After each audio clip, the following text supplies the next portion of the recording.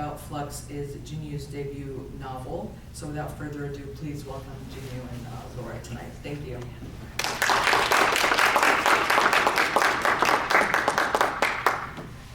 So we are so pleased to be here. Thank you all for coming, and thank you, Miriam, and everyone at the library for setting this up. I'm thrilled to be here to talk to Jinwoo tonight. Before we get started, I just want to say two separate things, and one is how I know Jinwoo. So for a long time, I worked in a literary magazine called One Story. I still do, and a few years ago, we had someone new join our staff, and it was Jinwoo, and his name was kind of familiar to me. But I was like, well, he's this rising star in the writing world. He had just won, Alexander Chi had chosen one of his stories for a prize, and I thought, well, that must be why I know his name. But it kept sort of bothering me. And somehow it was Princeton connected. And so, and we lived here for 20 years. Both my kids went through the public schools. And so my son was home one weekend, and I was like, do you know this name by any chance, Jinwoo Chong? And he looked at me as only an adult son could look at his mother, and he said, Mom, you drove me to his house over and over and over. It turned out that both my kids actually knew him, that my daughter was at charter with him, and then my son was at the high school with him, and in fact they were in an a cappella group called the Testosterone, for those of you who are VHS fans, and that was why I was driving them to their house all the time, just for rehearsal. So, and then it was so wonderful last spring when both of our debut novels came out. They actually came out on the same day, and we got to do a couple of events together, and it was really special and wonderful. So I'm thrilled to be here tonight.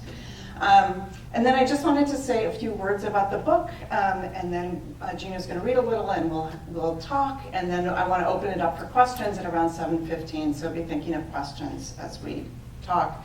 But this novel. For those of you in the audience who may not be interested in speculative fiction or science fiction and are wary of it, I would urge you not to be, because it is so much more than simply a speculative fiction novel. I think at its heart, it is actually a realist fiction novel. It's a novel about family, it's a novel about grief, about regret, and ultimately I think it's the search for home that for me is always at the core of every novel that I love. And I think the wonder of this book is that he manages to do all these things at once. He manages it to be speculative fiction, also realist fiction, but it is also very much of the world that we live in today. It's a novel that's thinking about technology and startups and climate change and Asian stereotypes and reputation and media, how the media has influenced our world and how the media presents this mirror that is very distorted in terms of the world that we actually live in. So I love this book so much, and I am so excited to talk to you about it. So you're going to read a little bit, and then we will talk. Okay. Thank you, everyone. Thank you, Laura, for having me. I have performed in this room before with Laura's son. Yes. On acapella night? On acapella night. It was always a Friday night every year, so I've performed 4 times in this room. And so I'm very excited to be returning to the stage. Okay, so I'm going to read a little bit from Flux, and the thing that you should know is that the main character, Brandon, has just started a new job, and that aspect of the book is pretty dear to me because, you know, I lost the first job I ever got out of college in a very kind of hostile corporate takeover, and it was, you know, pack all your things into a box, leave the premises, that sort of thing. And that has happened to this character, and he has started a new job, and I'll begin midway in the book when that happens. What I'm going to tell you, Lev said, looking again at the door, should not leave this room. I signed enough papers to assure you of that, didn't I said, and he smiled. You know, we've done a lot of growing here at a pace that you wouldn't believe, but we're still a collective of like-minded people, interested in the advancement of the science, solutions to the problems of life and the world. We all have given up a lot of our lives for this to become reality. all this, the company, Flux, headquarters. He sat forward on his chair, staring intently into my face. So, while you're here, you will run point for me and make appearances and give media access and be a full, invigorating partner in all this business. But to retro-engineer the circuitry, we need access to brains, healthy brains. So every now and then you will come down to R&D and you will lend yours to us. The generators are very, very new. We need all the help that we can get systemizing the tech before we can draw up the prototypes. We've got volunteers from all over the company coming in. They did it on me for an entire year. Lev took the bowl of cereal that I was eating from me, washed it at the wet bar, and replaced it in his pantry. He talked over his shoulder. Why don't you ask the questions that you have? And there were questions. In the span between the moment I met him and the moment at which we now arrived, that I probably should have asked. Was I here to pencil push? To participate in something jarringly scientific? Something I didn't quite understand? What were Lev's expectations here? Brain-powered cars? Nuclear bunkers? Maybe he meant all of it. So there were questions about the way that I could tell. He had already guessed everything I would do and everything I would say. The way that the job was both real and fake and utterly, completely screwed up. The way I'd fallen through the elevator shaft a week ago and come out on the other side, someone else. That was the hard truth of it, wasn't it? Isn't that what I was afraid of admitting? I hadn't slept well the past few days. My apartment far uptown was ice cold when I'd come back there the first time in a couple weeks. And I'd laid curled on my couch for an hour or so, like a reptile, until I felt warm enough to move. I had to buy my own groceries and toiletries for the first time in months. Gil hadn't reached out again. After a week, my black eye was still sore, but no longer black. It still felt just a little bit like my eyeball had grown about a size too big for the socket and ached when it blinked. This doesn't make any sense, I said. He didn't seem to hear me. What did you hire me for, Lev? If I give you what you want, he said, does it matter? He gestured around the office. Do you like this? I guess so. I hoped you would, I said, because it's yours. The car, too. You prefer to drive yourself? I can arrange that. I'll give you benefits, retirement plans. Keep to yourself, you'll go VP in 2-3 years. I'll give you stock. I'll give you a large enough budget to relocate yourself anywhere you want. I wasn't lying then. I see something in you. But I am too smart to know that sparks like yours can be crushed to death under the right circumstances, under the wrong ones. You need guidance and information. The rest will come naturally. I'm giving you what you need to become what you've always wanted to be. Above us, the clock had just about hit 9 a.m., 60 seconds away. I didn't know exactly when I stopped calling my father Appa the way I had as a kid. It was not recent enough that I could pin it to a single moment. Yet the memory was not old enough for me to ascribe it somewhere in my nebulous childhood, something I couldn't exactly explain. It was probably around the time I stopped trying to learn Korean and had started allowing what shaggy knowledge I had to break off piece by piece. It was a shame. So no, I didn't know why I called my father Dad now. He didn't seem to remember the difference anymore. My head hurt. 30 seconds to 9. I found that I'd been watching the big hand cross the clock face in an arc all this time. The exams, I said, the brain ones, what happens in them. They're very simple, Lev told me. You sit down. We examine you.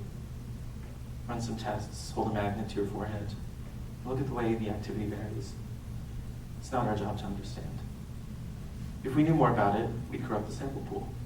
The only thing that you need to know is that in our research, we call them commutes, the sessions. I miss him, I said.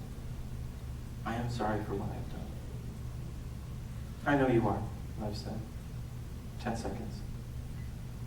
When are you going to put me in my first commute, Lev? And he cracked a smile, and it pierced like stonework suddenly coming to life. Meanwhile, the room had begun to spin, and my neck and my hands, all my joints had come free, adrift in death space. So much that I could barely hear him when he spoke and said to me, "Haven't you noticed? You're already in one." Wonderful.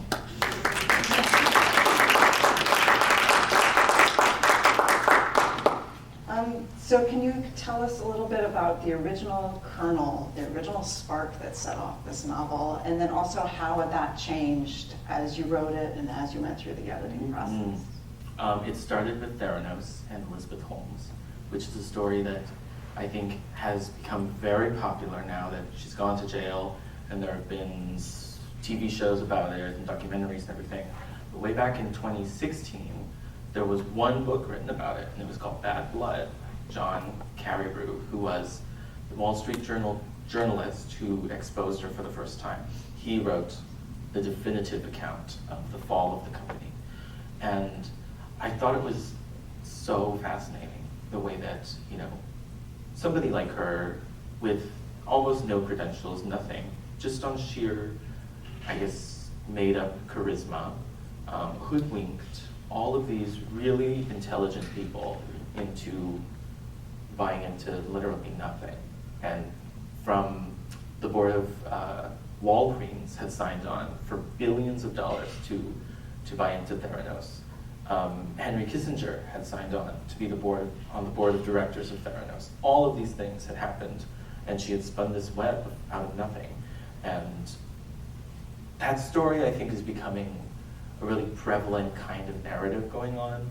We see that in companies like the WeWork, FTX, all of these things that just go so high they cannot possibly succeed, and of course they come crashing down, and there's consequences for everybody involved. And it's such a good story. And so I set out to do a much realer version of that became twisted because I was in my MFA program. I was taking a class with Lincoln Michelle about the art of speculative fiction. And he had pushed me to think a little stranger in that way, which is why I think out of a very real source for this story, it got progressively weirder and weirder as I was working on it.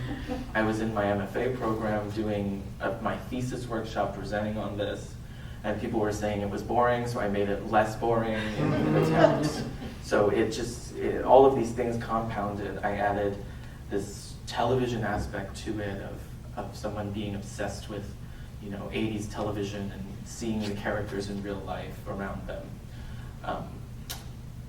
And it just went from there. It is very much a debut novel in which I'm trying to write 30 different novels and put it into one, because I thought perhaps this would be my first and only. And that's how it came about. Nobody was there to stop me. And that's how it happened. That's great. And actually, I think there are those debut novels that do try and pack too much in, but this does not feel like that to me. Like, it works together so seamlessly. Thank you. That I think you succeeded. So I was really interested with the first 3 chapters, we meet 3 different characters. We meet Brandon, who you just read from later in the book, and then we meet Bo and we meet Blue, different age characters. And what was one of the things that was really interesting to me was that Brandon is told in the first person voice, and that's what we just heard you read. The other 2 are written in third person voice, and I wondered why you made the decision to write it that way, and whether that was a decision you made early on or that's something that happened later. Mm-hmm. It was a decision made out of convenience. I couldn't do it. I couldn't do 3 voices. It's very hard to do. And people who, put together a novel that's really just a linked collection of stories with 20 different narrators, I have no idea how they do it, and make them all sound different. And I was trying to make 3 first-person narrators, and failing. And I realized that if I had made one of them first person and the other 2 third, it would naturally seem as if the first person was narrating the other two, because you get used to Brandon, and when the other two come in, it's as if he's telling that same story. And so, out of convenience, I could preserve a lot of the tone of Brandon in the other sections, but also it did something to link the three characters in a way that I think winks at the revelation halfway through the book of who the characters are. And I won't spoil it, but it's pretty good.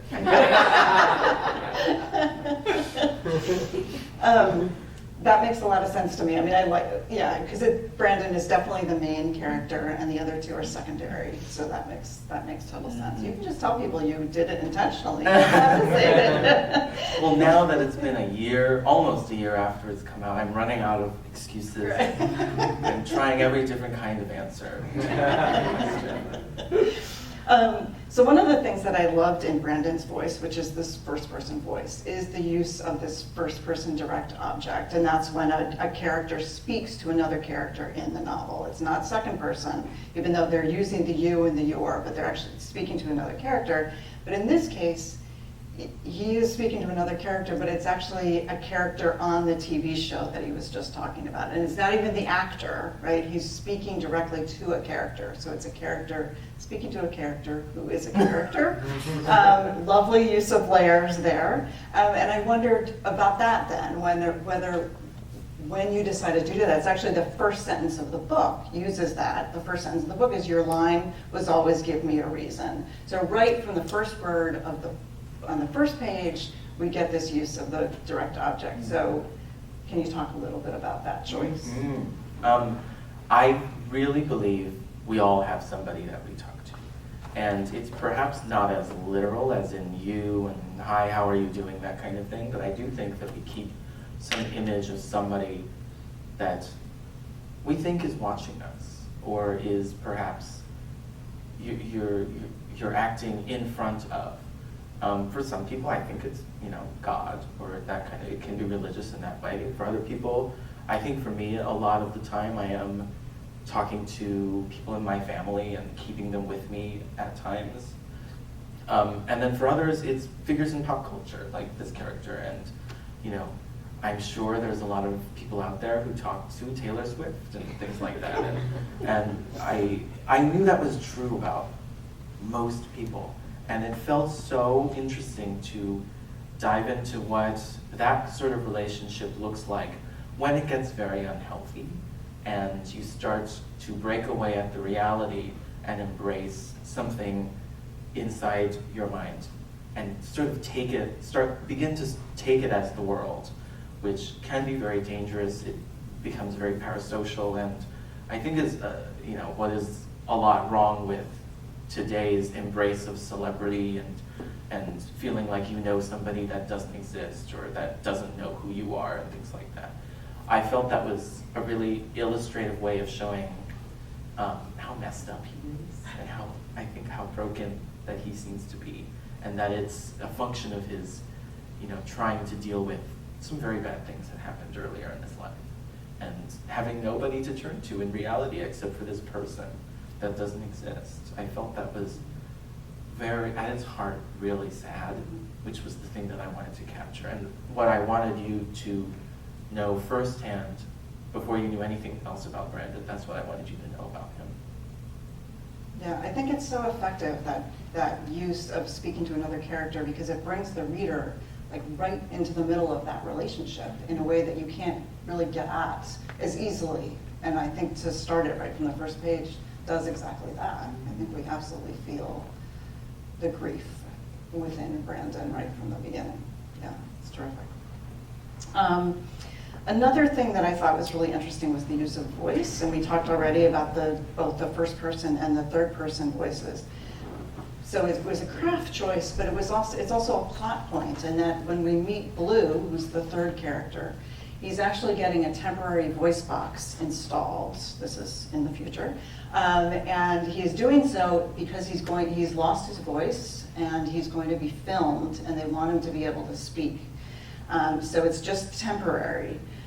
We learn that up until then he's been using sign language to communicate because he's lost his voice. And interestingly, on the page, we see his dialogue, once he gets this voice box implanted, we see the dialogue represented instead of in quotation marks the way we usually see dialogue, but with 2 slashes on either side. So we're constantly being reminded this voice is not his natural voice. He is speaking differently than everyone else around him. So I wondered if you could just talk sort of generally about voice and what you were paying a lot of attention to it in different ways in the book, and just what you were thinking about that. Mm-hmm. I had to, you got it totally right. I needed to do something to differentiate it because I feel like when I had it originally, which was just in regular quotes, I was forgetting that myself when I was writing it, that he sounded weird. There's not something totally natural about the way that he talks. And I needed it to be in your face at all times for the reactions of other characters who have known him this entire time to only sign of like discomfort when they hear his voice. And I find that to be a really cruel thing to do to him, but also just plot-wise very rich to deal with. That this thing that, you know, he's probably wanted his whole life is this the same thing. The thing that he's wanted his whole life to be able to connect with other people is the same thing that turns people away. And that felt just ironic and sad about it. There's a lot of different, you know, voices that are formally kind of separated in italics or in different tenses throughout the book that I did probably because it's very confusing otherwise, and I needed to be able to keep track of it, but also to make you aware at all times that we are constantly code switching, constantly kind of speaking in different tongues and adapting based on what situation we're in, which I think happens in real life, but you know, is much less perceptible because there are no slashes or quotes in what we say. And to have that be obvious, I think made it just more apparent. Yeah. You talked about the tense shift, and that also made me think about the use. I thought of that when I was thinking about how time is threaded throughout this novel. I mean, obviously there is time travel, so we're thinking about it in that respect, but there's also, we're moving through time. We have characters who are different ages. We move through time. Characters are moving through time. There's also clocks everywhere. The hands of the clocks are constantly moving. So talk a little bit about time and how you see that employed. Oh, yes. Hearing you speak about it, it always makes me think of the Washington Post that in their review said that there is a lot going on to varying degrees of success. A couple days after that review was published, the writer followed me on Instagram, maybe to see if I would like call him out or react in some way. I always remember that. I'll never forget it. But there is, yeah, time is something I really was aware of because it had to be organized. Otherwise, none of this would make sense. So I had to, it's the reason why I outlined this in about a 30-page document over years of what was going to go on, how the different lines of time would intersect each other, and if they ever did contradict, there had to be a reason for it, all of those things. It was really the most intricate part of the book and the hardest part to get so that it made sense. I took a class at Columbia. It was called Time and Fiction. It was with the writer Joshua First. And the entire class, the entire semester, we would pick a short story and sentence by sentence examine the passage of time that went on throughout it. And we would start with tense, of course, but then we would think, well, does this sentence happen chronologically before or after the next one, and the next one, and the next one, and where are we? And it was the most, granular that you could get about the story. And I tried to think that way with the way that the chapters were set up and how we moved backward and forward. Because if I were to break it or do it in a way that was unexpected, I first had to understand how it would look if it were all laid out. Otherwise, when it was all scrunched together, nobody could make sense of it, and I would never figure it out. And so I was aware at all times of the passage throughout the paragraphs. And I think it helped me in the end to keep really good track of it. But, you know, it did become a lot more involved writing in the back end than if you were just doing it straight. Yeah, that makes sense. Yeah, that's great. So as I was reading, I was thinking a lot about Inside Chinatown by Charles Yu. Mm-hmm. And I wondered, as well as Everything Everywhere All at Once, Mm-hmm. but that I know you wouldn't have been writing in conversation with, but I wondered if you had read the Charles Yu book, which I would highly recommend if you haven't read it. Oh, that I think is more clearly going after sort of Asian representation in Hollywood. It's written in the form of a screenplay, but it's really wonderful. Mm-hmm. But just in general, you were talking about we all are writing, talking to someone. Were you also in conversation with other writers who have come before you or are out there right now? Absolutely. I think Interior Chinatown was a huge, it blew my mind when I was reading it. Because it makes me think of a lot of Sondheim musicals that are not placed in reality. I feel like Company, Assassins, a couple of them just, things get interrupted and characters interrupt each other and go in and out of reality in a way that is so weird and has not really, my fiance really likes musicals, and now I apparently really like musicals. But that's what happens in Interior Chinatown, is that they step in and out of the screenplay physically, metaphorically, and kind of examine themselves as characters, and then other times are themselves who, without knowledge that they're what they're inside. It was completely mind-boggling, and the fact that it all made sense at the end was crazy. But there are a few moments in that novel where, you know, everything kind of moves into place through keyholes, and you can see through it. I took a ton of inspiration from that. I was also thinking a lot about Ling Ma, who wrote Severance. And the interesting thing about that book was that it was published about a year before COVID, in which a virus ravages the planet, and the main character keeps going to work as her colleagues stop responding to their emails, or, you know, one day the internet shuts off, but then she keeps, you know, typing on her thing. And I feel like it's the perfect encapsulation of what it was really like at that point. And prophetic, because she wrote it before COVID. I was thinking a lot about that and the way that people my age and a little bit older and mostly younger kind of labor away at this thing while all of these issues continue to confound governments and people all over the world, and you're still expected to go to work and answer Slack messages and things like that. The workplace is such a strange environment, and is such good ground for weird things to happen, because it's the most unnatural place in the world. And that novel, Severance, captured it perfectly. I was thinking a lot about that one. My favorite book of all time that I tell people is The Sympathizer by Viet Thanh Nguyen, and it won the Pulitzer Prize in 2016. And it centers on a character who doesn't name himself, and also doesn't really give many hints as to what he looks like, who he is in any way, and is this kind of pinpoint around which the rest of the novel sort of swirls. And I've read interviews with Viet Thanh Nguyen who said that the character was inspired a lot by Invisible Man by Ralph Ellison, who is the same sort of faceless, nameless character that observes the world around him. I tried to do that with Brandon, and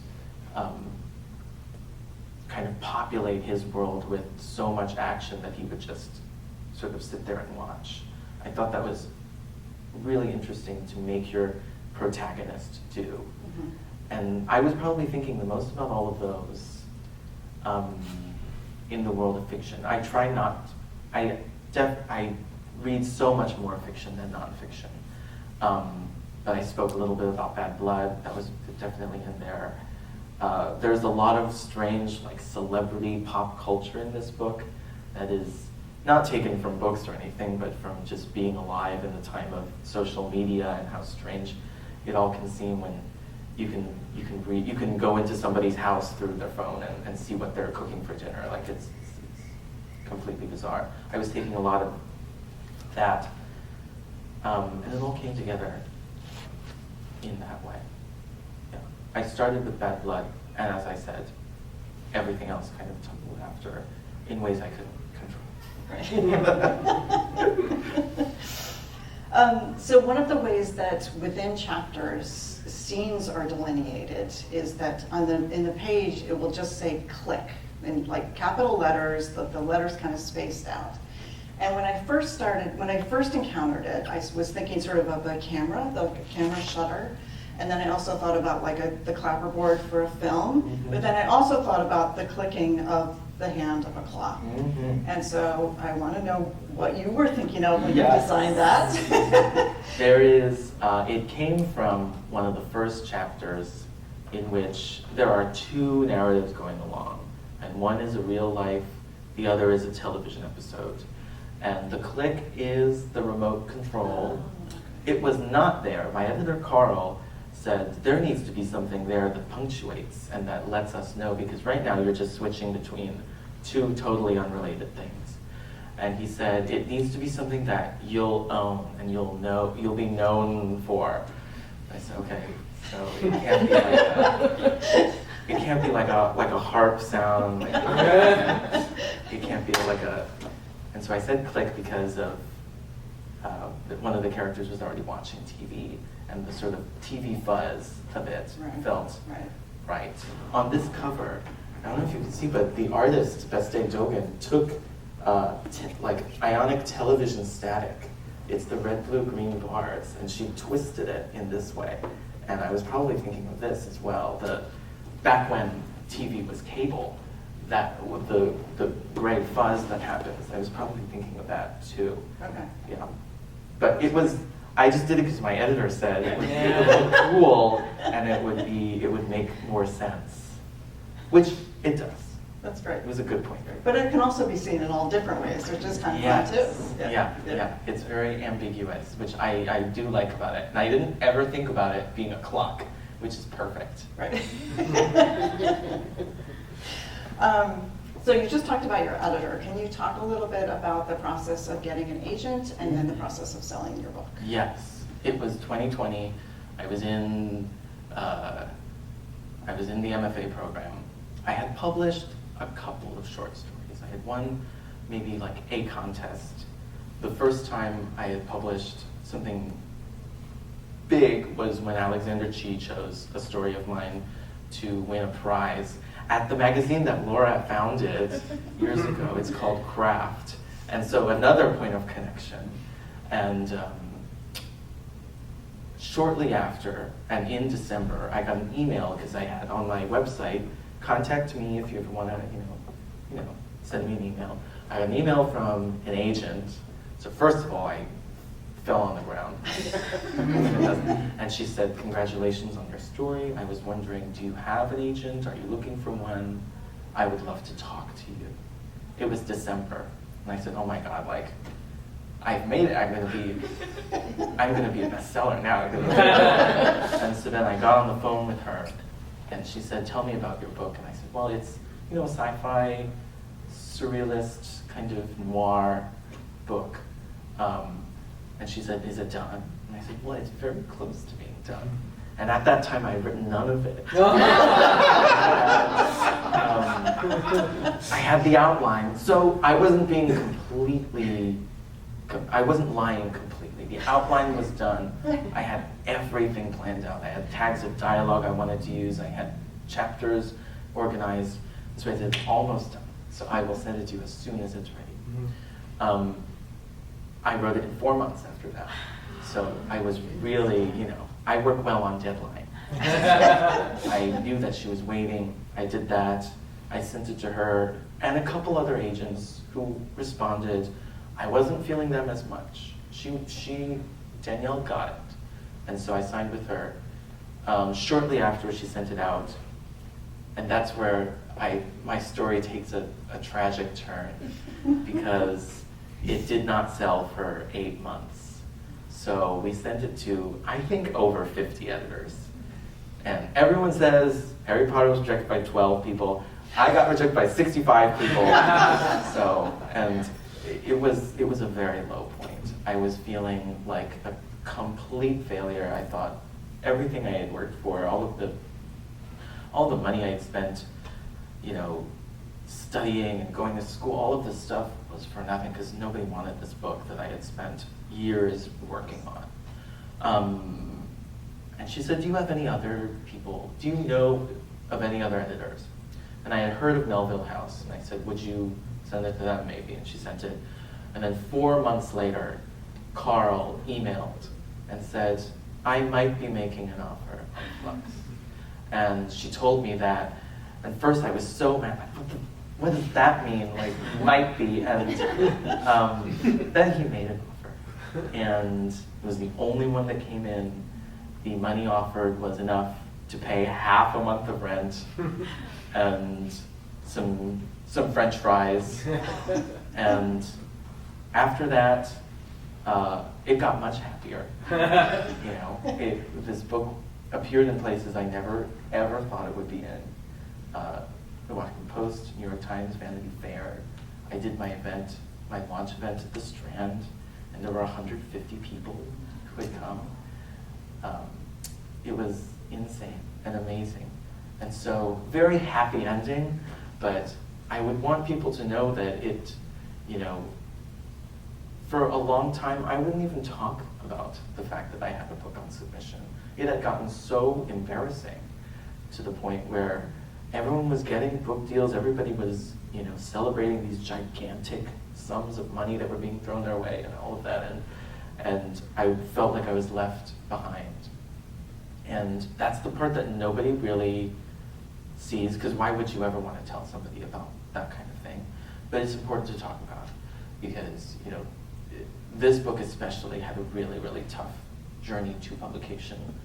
I think based on the fact that it was very multi-genre, it was very kind of polyphonic, and it was confusing at times. A lot of people turned it down saying it didn't make any sense. Other people said that it wasn't the right kind of book that Asian people should be writing, that kind of thing. Like, there's no immigrants in it, there's no shopkeepers, like that kind of thing. And and it took a while for that to happen.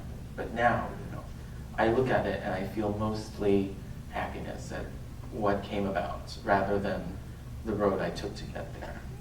Right. That's wonderful. No, it is so important to hear those stories because there are always ups and downs and ebbs and flows. Yes. But it's so wonderful that it's landed in such a great spot. And in fact, it has been optioned, so that's very exciting. We can look forward to seeing it. Oh yeah. Someday on We'll see. Apple TV. Mm-hmm. I would love Apple TV. Very cool. I want to talk a little bit about the cover because I love it. As you mentioned before about this, but it also, I think, represents something else that means more when you get to the end of the book. And so that's pretty great too. The inside also, like his name is here and the title is there, which is also very different than what you usually see. So just throughout, I thought the design was wonderful. Did you have a lot of input on the cover design, or was it something that was just handed to you? And I had literally zero input before and after, which I knew was the case was the experience of many authors, because you sign it in the contract that you really don't get a say in any kind of marketing. Like if they want to pitch you as something, you can't really say, no, I want to be pitched as this, because they're the ones who bought the rights. And so I knew that that was coming. I just hoped I would like it. I had sent one idea to them, which was the cover of Murakami's 1Q84, which had the letters 1Q84 written in a quadrant in the same way like this. And that was it. They had sent an email. Carl had sent an email saying, subject line cover, out of the blue. I had no idea it was coming. And he said, I hope you like it, which meant we're not changing it. So be at peace with it. And then I opened it up, and it was the exact thing here. It changed almost nothing changed from the first draft onward. And I thought it was completely perfect. And I loved that it was yellow. I see it, I can spot it on the shelf as soon as I enter the room. And it's not just because I wrote it. And I love that about it. I love that it's just like strange, and there are so many different theories as to what this is. It's liquid, it's also like a wavelength, a data stream. Like, so many people call it different things that I feel like is perfect to the soul of the book. And then right up here is what Ling Ma had written about the book, which I didn't think Ling Ma was ever going to blurb my book. I had sent Danielle, my agent, had sent it to Ling's assistant, and 3 months went by. The assistant said, oh, Ling's reading that. And then 3 more months went by and said, here's what Ling thinks. It was the craziest thing. And so every part of it surprised me for the best of it. It was the best possible surprise, and was probably the easiest part of publishing the book was the cover and what it turned out to be. That's great. That's wonderful. And so your next novel, you actually have 2 in the pipeline, but the next one is called I Leave It Up to You, and it's coming out next spring. Can you tell us a little bit about Yes. It's very different. It's not sci-fi in any way. And the reason why is because that while Flux was being declined by everyone who ever existed that worked in publishing, I was trying to write, to remind myself that yes, I did actually like writing. This was what I wanted to do.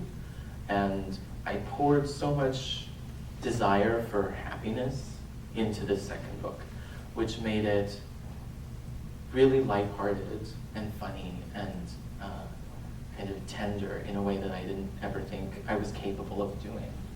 And so it's a complete left turn. I feel like if anyone really loved Flux and was wondering about, if I would keep doing this, they may be disappointed, because it is essentially a rom-com about a family who runs a sushi restaurant. And it had a different title, but it is now called I Leave It Up to You, because that is what omakase means, translated literally from Japanese, is when you tell the chef who is preparing your meal, do with my food whatever you want. And I felt that was really symbolic, giving up control over all of that, and that plays a big part in the book. Food plays a big part, and eating plays a big part in the book. And you can tell I get happy when I get to talk about that one, because it reminds me of a lot of the pain I sort of dealt with in writing it, that now I get to look back and say it was all worth it. It was a completely different experience selling this book. It sold in 3 days. I didn't really even have time to understand what was going on. It was happening so fast. And I feel really lucky for that. But that wouldn't have happened if Flux hadn't existed, and if people hadn't picked it up in the way that it had picked up. If this next book had been my debut, it would have gone a completely different way. And so I have to have grace and be grateful for how this one came about, because it allowed for the next one to happen. So we would love to open it up for questions from the audience. If you want to raise your hand, I'll come out with a microphone if you have questions.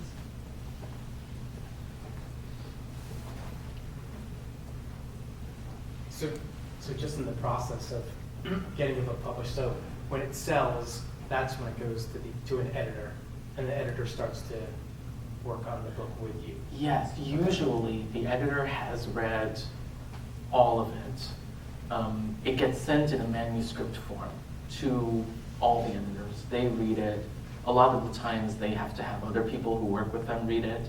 A single editor can't usually just offer based on their own taste, unless you're, Stephen King's editor and you know that kind of thing. Unless you're a big person up there, you have to get other people on board. And so, by the time that my new publisher Valentine bought the second book, everybody in the entire imprint had read it.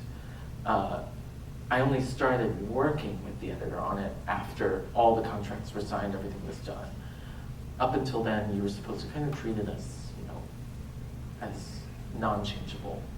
And then, once you sign away and sort of confirm, yes, I'm okay with your edit, then they go about making their changes and revisions. And I was just a follow-on with the editorial process. I mean, you mentioned you had like a 30-page outline. This took years of work. Did you ever feel like they're changing my vision, they're taking this away from me, or was it a good process overall? It was really good. Okay. Carl was a lovely editor because he was pretty hands-off. There were some things that he wanted to know a little more about. I worked with my agent Danielle on edits before we sent it out too, and so I got very lucky that they didn't want to change so much. Book 2, they did want to change a lot of things. I went through a bunch of rounds of revision that I didn't expect. They changed the title, which I'd never had that happen before. All of that. So it depends on the editor. And I think Carl was able to take me as a pure product because the imprint was small and independent. They didn't really have to answer to corporate sales teams and things like that in the way that my new editor had to. The original title for book 2 had a proper name in it. It was the name of the protagonist.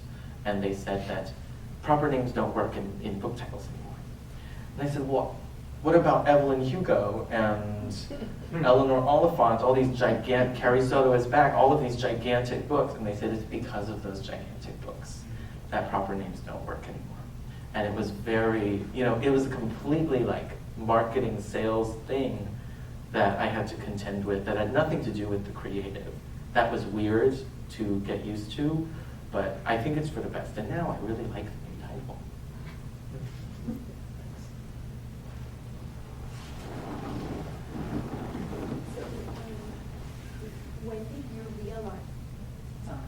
When did you realize that you wanted to be a writer and author?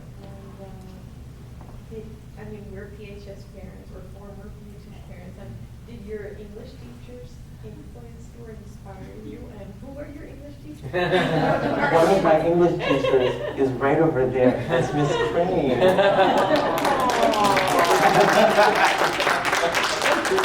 I was waiting for that.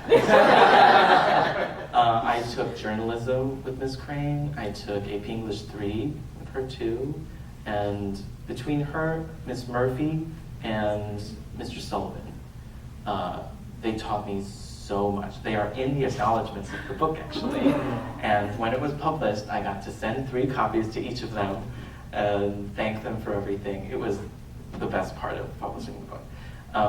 But I was writing before that. I definitely can remember writing a lot of really terrible beginnings of novels when I was 8 or 10 and 11 years old, and never finishing any of them, and kind of feeling like it was a hobby. It was a hobby until about 3 years ago when I realized, oh, I'm okay at it. Like, people want to buy it. And so that was a very recent change in my thinking about writing. But I always loved to do it. And you can tell I was an English major in college. All my favorite classes in high school were English. And it's where I don't remember a single thing about anything else I learned except for in my English classes. And people like Miss Crane are the reason why.